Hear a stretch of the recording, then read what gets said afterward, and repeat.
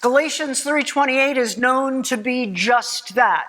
And we don't unpack it often, and we still have some work of unpacking to do as I claim, or we proclaim, that there is no slave nor free.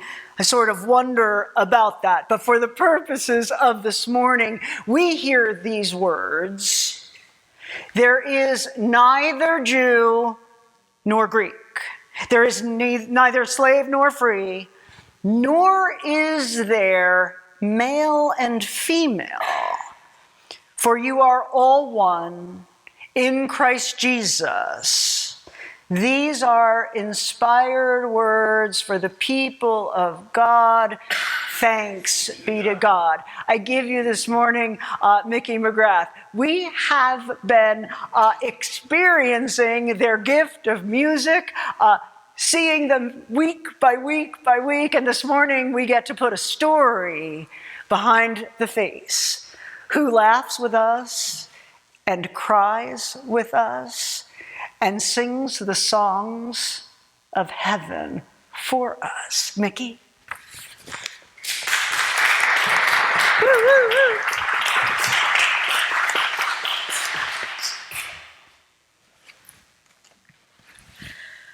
So yes, good morning.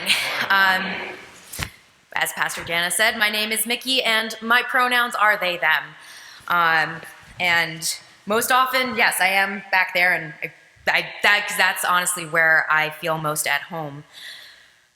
So my experience being in the LGBTQIA plus community has been lifelong, although for a good chunk of it, most of it, it was unspoken or unknown because the vocabulary for describing being non-binary and asexual wasn't really recognized, let alone being used commonly. But that doesn't mean that being non-binary is a new trend, as the scripture shows that concept has been around for centuries. Nor have people like me not existed. They definitely have throughout history. The teacher in me just can't help myself in letting you know about at least one historic person. And it's fitting for this weekend being close to the 4th of July that this person lived at the beginning of the United States as a country, as well as being known and active within Christianity and the church. They were born in 1752 and most widely known as the Public Universal Friend, or PUF for short. I'm not going to give you their whole biography, that would take too long, but the most important takeaway from this is that in 1776, interesting correlation there, but in 1776 they survived a near-fatal illness, and when they recovered, they proclaimed that they had been reborn as a genderless servant and prophet of God, who refused to answer to their birth name or any gendered pronouns. So I highly encourage you to look into them and see what their life, how they led their life going forward from that. For me, to understand and accept myself and my gender has been a long, winding road. As a kid in elementary school, I was really lucky that I didn't have very many explicit gender expectations placed on me, but that doesn't mean that they weren't there, because society is a thing, and it is insidious, and also our culture in general. One that sticks out in my mind, and also forgive me for any excessive millennial references. Hey, I'm a kid in the 90s. But it was the movie Ace Ventura: Pet Detective, who Jim Carrey, playing the main character, at one point discovers that he had kissed a trans woman. And the scene after it of his reaction is an incredibly visceral and really potent example of transphobia. I'm not going to describe it, but it includes him being physically ill and wanting to brush his teeth with an entire tube of toothpaste.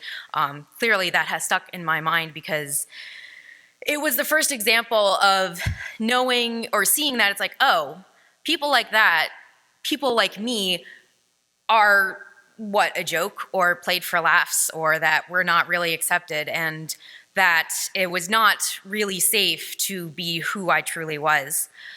And then on top of it, like I said, nothing explicitly by family or friends or school, like wording was of gendered expectations was placed on me, but that didn't mean that I wasn't already labeled as different. I was diagnosed with ADHD when I was 7, and whatever my teacher actually said, I don't remember, but the meaning that my 7-year-old brain took in was that your brain is broken, and the only way that you can be at all like any of the other kids is if you take this medicine, which was Ritalin. You know, for so many kids, being labeled as different of any kind is probably one of their worst nightmares. So I remember vowing to myself that I would prove to everyone that I wasn't broken and that I was just like the rest of the kids. Year after year, though, or at least I thought, that I kept failing because I felt like I was becoming more and more of an outsider, especially as I moved into middle school and those gender differences and expectations became more and more obvious, and I was more and more obviously failing at those expectations. But the one safe haven I did have was my church choir. I joined it when I was 8 or 9, and, you know, kids of all genders, they were singing together, and especially before puberty, hey, we all sounded the same. There wasn't really any distinction. So in the most important ways, I could just be me with very little mask. And we had rehearsal on Friday afternoon, so I could not wait for the end of every school week because especially my church choir was in a different town. So all of my friends from church choir, none of them knew me from school, and so I could just, for a brief time, forget everything that was happening at school and just let myself get lost in the music. I couldn't stay in that safe haven forever, and middle school was just getting worse. As puberty set in for me and my schoolmates, there were fewer and fewer ways I could ignore that I was really different from girls. You know, I didn't swoon over any, young heartthrobs like Jonathan Taylor Thomas or get into these dumb debates of who the best boy band, whether it was NSYNC or, 98 Degrees or any of those. I just didn't care. Or like anything else of the girls in my school were really interested in. And more, first unconsciously, but then consciously, began to think that maybe I really was broken, and all I was trying to do to fit in was just a waste of time. And by the time I was 15, I believed that I was a waste, and that I just wanted out. So I made a plan not to be here anymore, and I got really close to pulling it off. I remember sitting on the floor with the pills that I was gonna take sitting just in front of me, wanting so desperately for everything to be over, and that it would soon, but I just couldn't do it. It feels like I sat there for hours, trying to will myself to do this thing I so desperately wanted to do, before I just instead crawled into bed, exhausted and ashamed that I couldn't even do this one thing right. That night, though, was a turning point. And even though I still didn't have the words I needed to fully say who I am, little hints kept opening in front of me. One of those being the lyrics to Reflection from the movie Mulan, the good one, the animated version. It's the song that basically sets up almost the entire premise of the movie. And she sings, "Look at me. I will never pass for a perfect bride or a perfect daughter. Can it be I'm not meant to play this part? Now I see that if I were truly to be myself, I would break my family's heart. Who is this girl I see staring straight back at me? Why is my reflection someone I don't know? Somehow I can't hide who I am, though I've tried. When will my reflection show who I am inside?" These lyrics were the first time I ever came close to saying what I was feeling, and it's pretty profound how word for word they have stayed true. I wish I could say moving forward was, even if incredibly slowly, steady progress with no setbacks. But life isn't like that. Less than a year after trying to end my life, my guidance counselor somehow found out about my efforts to put myself back together and learning to be me. And he decided to take it upon himself to out me to my parents.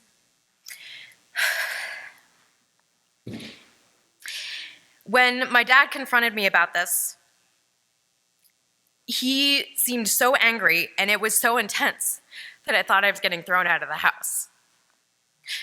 And all I could think to do was just deny everything and just bury it deeply. How all of that did not actually send me over the edge is nothing short of a miracle. I do recognize that. The one constant I had through all of this was my church choir. It pretty much had always been, but especially at this particular moment, was quite literally what kept me anchored to this life. The number of kids in my age group had dwindled to about 6 or 7, but I firmly believe that because we had to listen to each other and be in community week after week to make music that sounded in tune, that we actually had to learn how to be with each other beyond words and just forget all of the stuff that life places on us that really doesn't matter. In fact, after confiding some of what was going on at school with one of my friends, and what I was trying to sort out, they said, "We don't care about all that stuff. Just stay the amazing person you are." And that person is still one of my closest friends today. So, I'm not going to go through every single year and everything, throughout high school and college. I still kept things buried pretty deeply, but music was still a major part of my life. I majored in music education, wanting to try and pass along my love of it to others and to further generations. And bit by bit, it kind of gave me and my soul space to actually come to understand who I was, which was right around beginning in 2014. And I had an experience where I was like, oh, okay. Nothing about my gender, but that being in the LGBTQIA community of thinking I was bi. And, starting to come to accept that and being like, yeah, this is okay.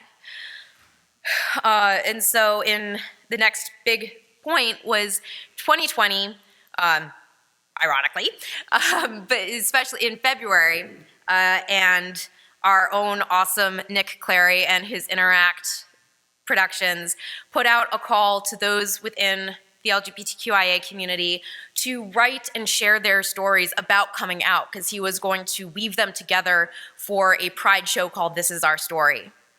And when I heard it, I was like, yeah, I think I'm ready to talk about this. And so I wrote it out. The main takeaway that for me at that point was that sometimes the hardest person to come out to is yourself.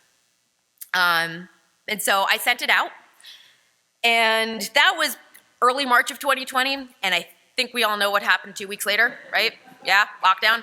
But that actually was a major gift. Not saying it was easy, no.